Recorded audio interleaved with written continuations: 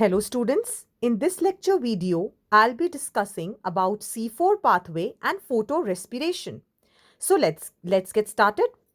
C4 pathway is there in C4 plants. Like we discussed in the previous lecture also, that C4 plants are those in which the C4 carbon, or you can say the carbon containing or organic acid containing 4 carbons is produced, that is oxaloacetic acid. So these plants have special type of leaf anatomy. Secondly, they tolerate high temperature. They respond to high light intensities, and also they lack photorespiration. Now, what all these points mean, let us see. Firstly, regarding their leaf anatomy, they are having mesophyll cells which contain chloroplasts. Also, surrounding the vascular bundles of the plant cell, bundle sheath cells are formed.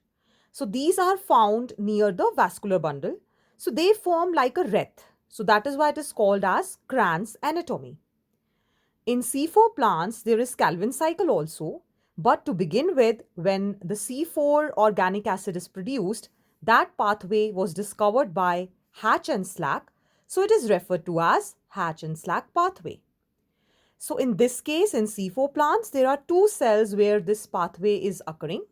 One is the mesophyll cell and another is bundle sheath cell. These are interconnected.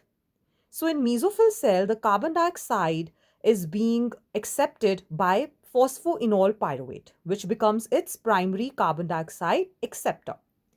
In presence of PEP carboxylase or pepcase, C4 acid is produced. This is then transported in bundle sheath cell where different malic acid or different C4 acids can be formed. Then there will be decarboxylation. One CO2 or one carbon will be released and it forms C3 acid. This carbon dioxide is going to be fixed by Calvin cycle. That is why it is said that all photosynthetic plants, whether they are C3 or C4, they will have Calvin cycle. Again, this C3 acid is being regenerated and this cycle goes on. So the bundle sheath cell actually is rich in Rubisco enzyme. That is why Calvin cycle occurs in bundle sheath cell. In C3 plants, this Calvin cycle happens in mesophyll cell. So that is one difference.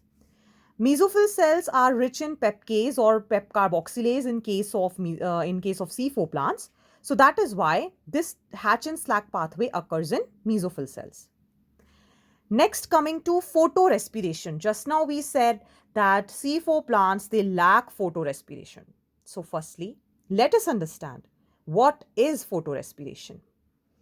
RUBP, if you remember, is the primary carbon dioxide acceptor for C3 plants.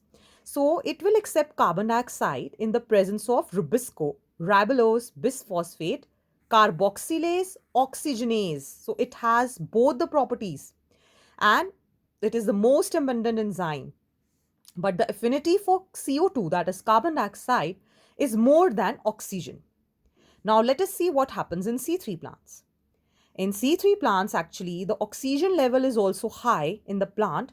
So Rubisco will act with O2 and these two products will be formed, which is phosphoglycerate and phosphoglycolate.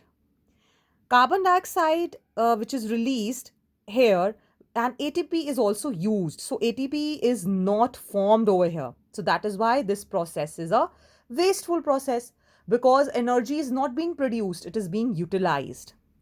But in case of C4 plants, what happens is that photorespiration, it will not occur. Why so? Because we have just now seen that a decarboxylation activity happens in bundle sheath cells, which increases the carbon dioxide concentration at enzyme site. So this is why we say that this wasteful process is absent in C4 plants. The productivity and yields are also better in the C4 plants as compared to the C3 plants.